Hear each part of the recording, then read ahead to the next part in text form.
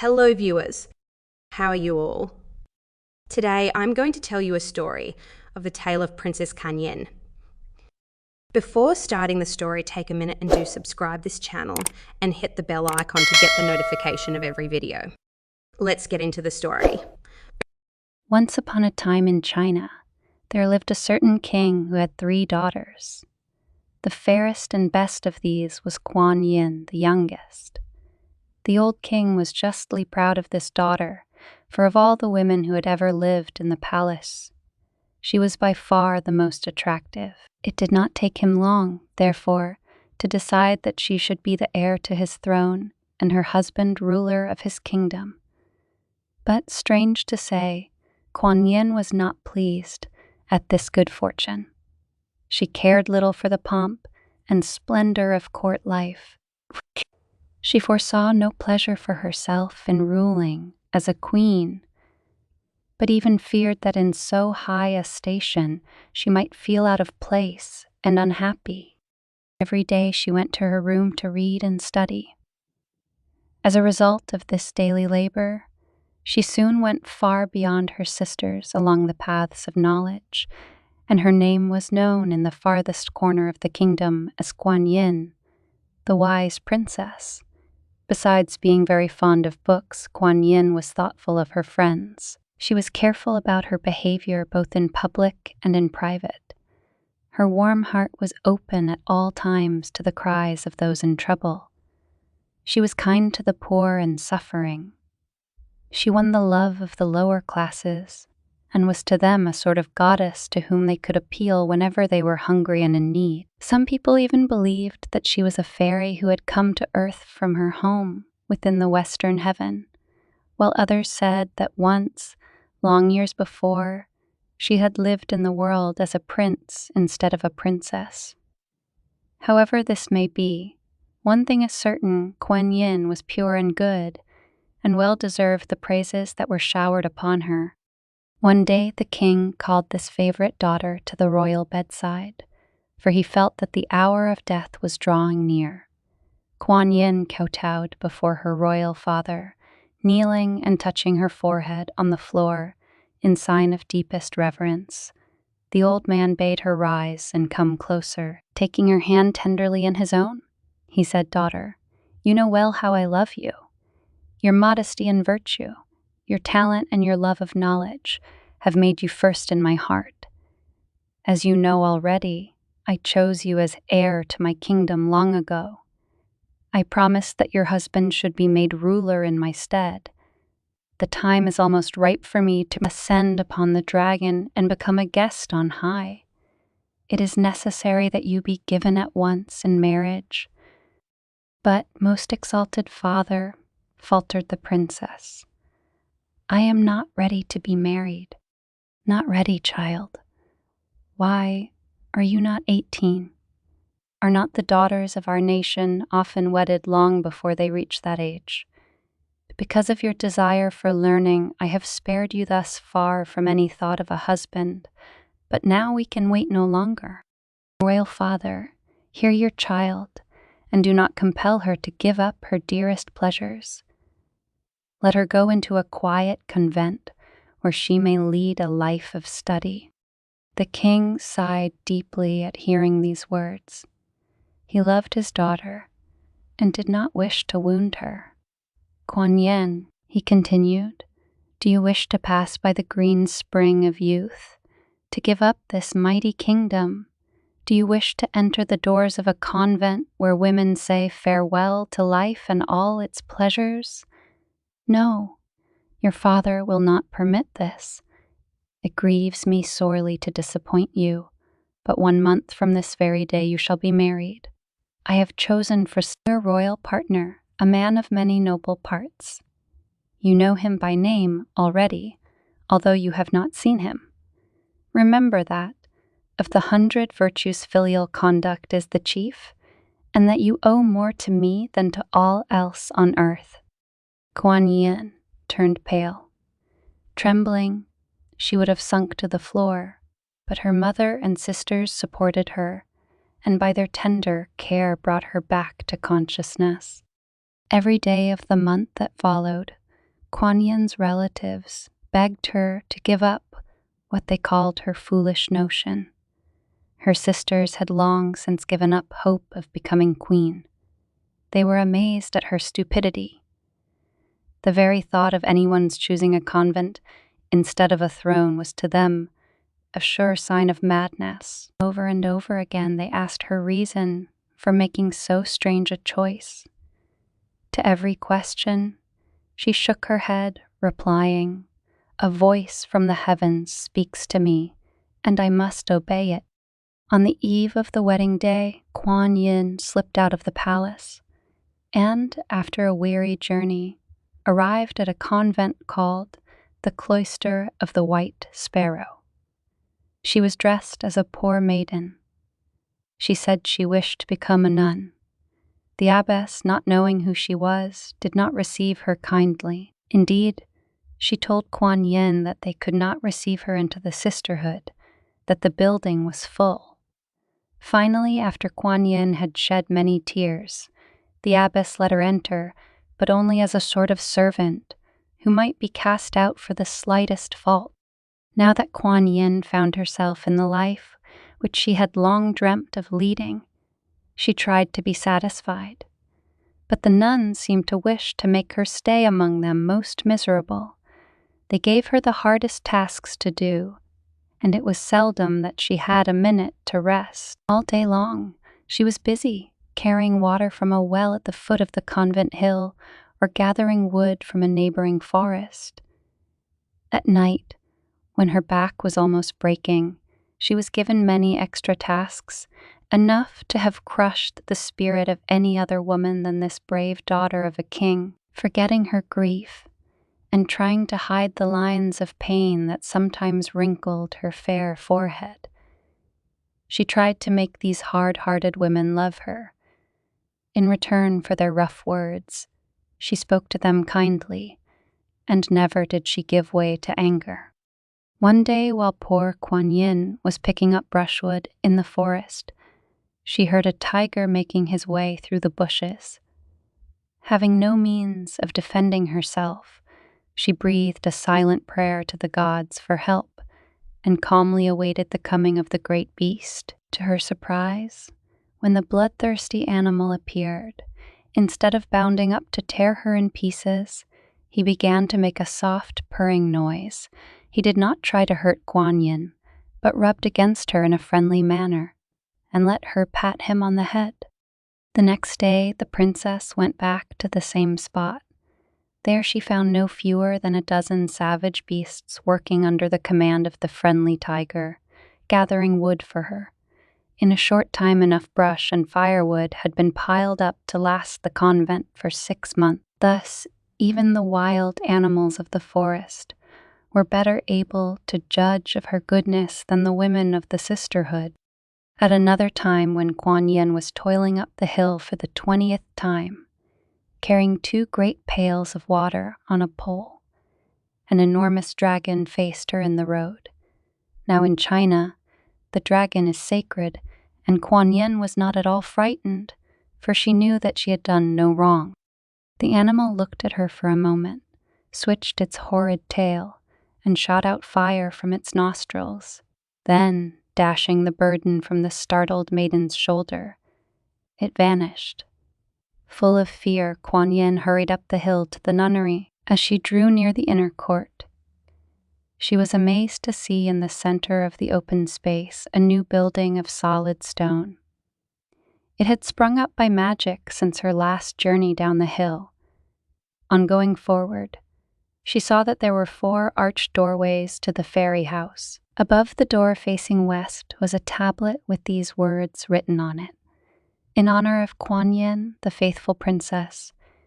Inside was a well of the purest water, while for drawing this water there a strange machine, the like of which neither Kuan Yin nor the nuns had ever seen. The sisters knew that this magic well was a monument to Kuan Yin's goodness. For a few days they treated her much better. "Since the gods have dug a well at our very gate," they said, "this girl will no longer need to bear water from the foot of the hill." For what strange reason, however, did the gods write this beggar's name on the stone. Kan-Yin heard their unkind remarks in silence. She could have explained the meaning of the dragon's gift, but she chose to let her companions remain in ignorance. At last the selfish nuns began to grow careless again, and treated her even worse than before. They could not bear to see the poor girl enjoy a moment's idleness. "This is a place for work," they told her. "All of us have labored hard to win our present station. You must do likewise." So they robbed her of every chance for study and prayer, and gave her no credit for the magic well. One night the sisters were awakened from their sleep by strange noises, and soon they heard outside the walls of the compound the blare of a trumpet. A great army had been sent by Kan-Yin's father to attack the convent, for his spies had at last been able to trace the runaway princess to this holy retreat. "Oh, who has brought this woe upon us?" exclaimed all the women, looking at each other in great fear. "Who has done this great evil? There is one among us who has sinned most terribly, and now the gods are about to destroy us." They gazed at one another, but no one thought of Kan-Yin, for they did not believe her of enough importance to attract the anger of heaven, even though she might have done the most shocking of deeds. Then, too, she had been so meek and lowly while in their holy order that they did not once dream of charging her with any crime. The threatening sounds outside grew louder and louder. All at once a fearful cry arose among the women. "They are about to burn our sacred dwelling." Smoke was rising just beyond the enclosure where the soldiers were kindling a great fire, the heat of which would soon be great enough to make the convent walls crumble into dust. Suddenly a voice was heard above the tumult of the weeping sisters. "Alas, I am the cause of all this trouble." The nuns, turning in amazement, saw that it was Kan-Yin who was speaking. "You?" they exclaimed, astounded.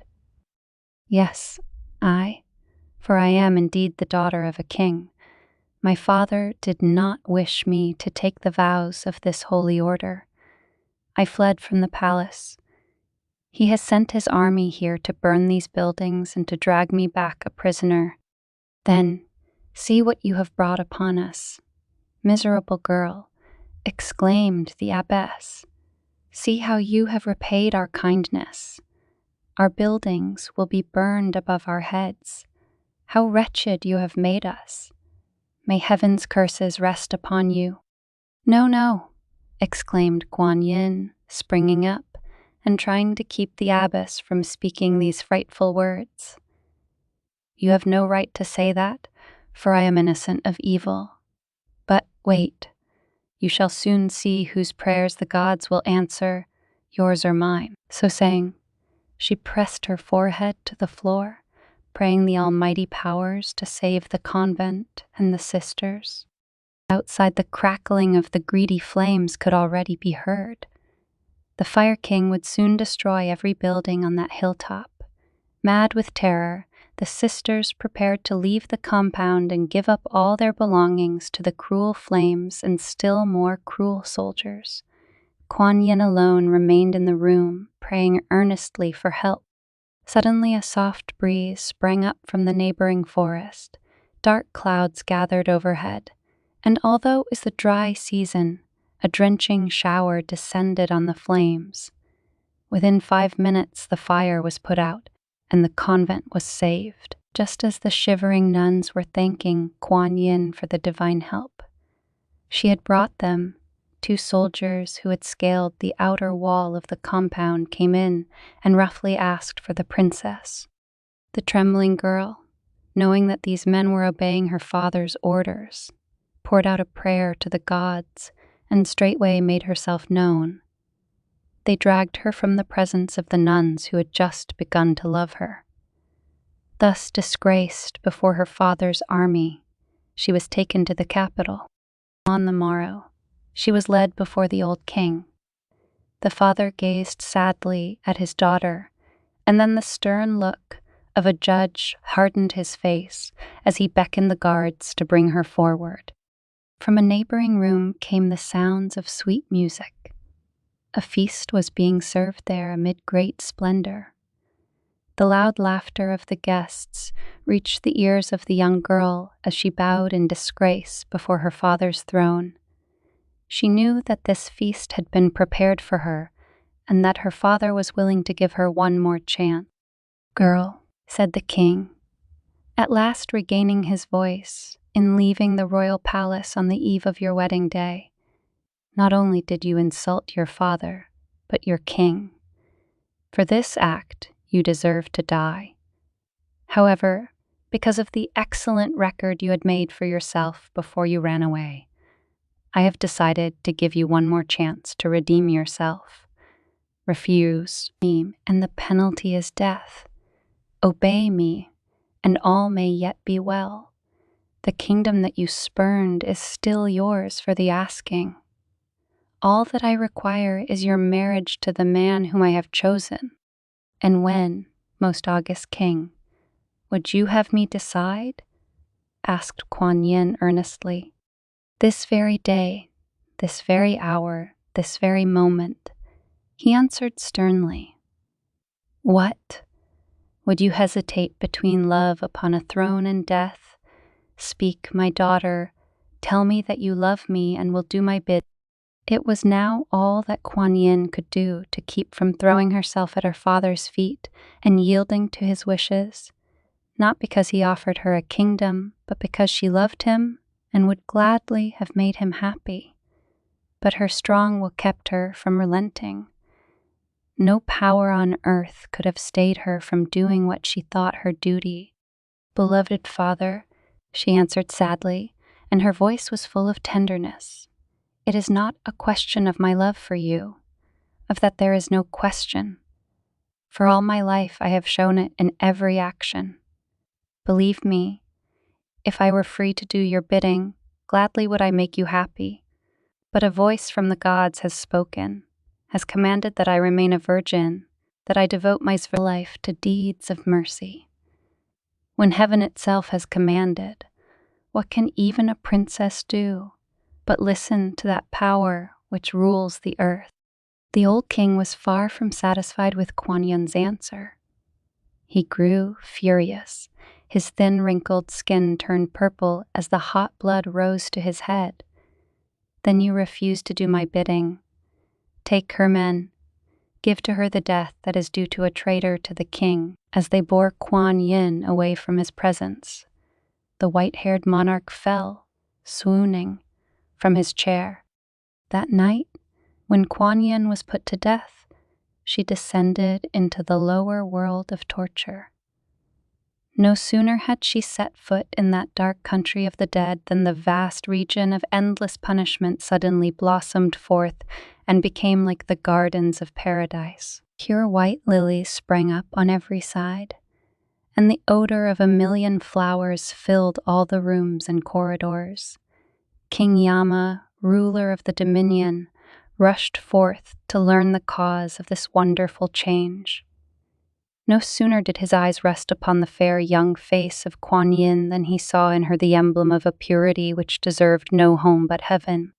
"Beautiful virgin, doer of many mercies," he began after addressing her by her title, "I beg you in the name of justice to depart from this bloody kingdom. It is not right that the fairest flower of heaven should enter and shed her fragrance in these halls. Guilt must suffer here, and sin find no reward. Depart thou, then, from my dominion. The peach of immortal life shall be bestowed upon you, and heaven alone shall be your dwelling place." Thus Kan-Yin became the goddess of mercy. Thus she entered into that glad abode, surpassing all earthly kings and queens. And ever since that time, on account of her exceeding goodness, thousands of poor people breathe out to her each year their prayers for mercy. There is no fear in their gaze as they look at her beautiful image, for their eyes are filled with tears of love. this is the end of the story. If you liked today's video, then hit the subscribe button and share with others.